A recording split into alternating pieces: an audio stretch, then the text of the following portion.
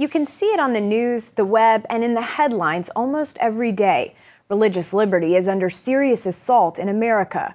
As Paul Strand reports, those who fight to keep that right fear it could be lost in the next 5 years, along with so much more Americans hold dear. You've probably felt Christians are under attack more than ever before in the U.S. Now those fighting back have evidence it may actually be worse than you feared.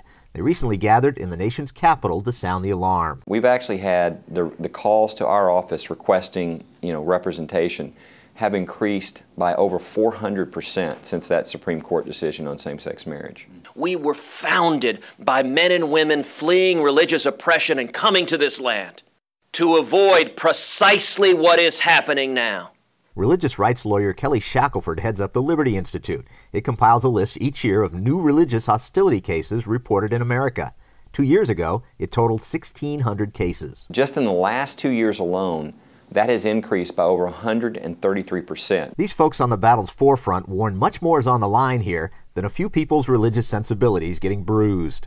The founders called religious freedom our first freedom for a reason. They knew that if you lost religious freedom, you'll lose all your freedoms. So when you see this explosion of attacks on religious freedom, it's a sign that your country's in trouble. So much trouble, Shackelford's making a dire prediction. I've been doing this for over a quarter century. We're either going to lose religious freedom or we're going to save it in the next 5 years. Most of these attacks come from people who feel Christianity is so intolerant, some of its practices must be suppressed. But Shackelford thinks it's these attackers showing intolerance. I think when you see these things happening, it's because somebody's intolerant, they don't respect religious freedom, and they think that they want to use the power of the government to force somebody to violate their conscience and faith.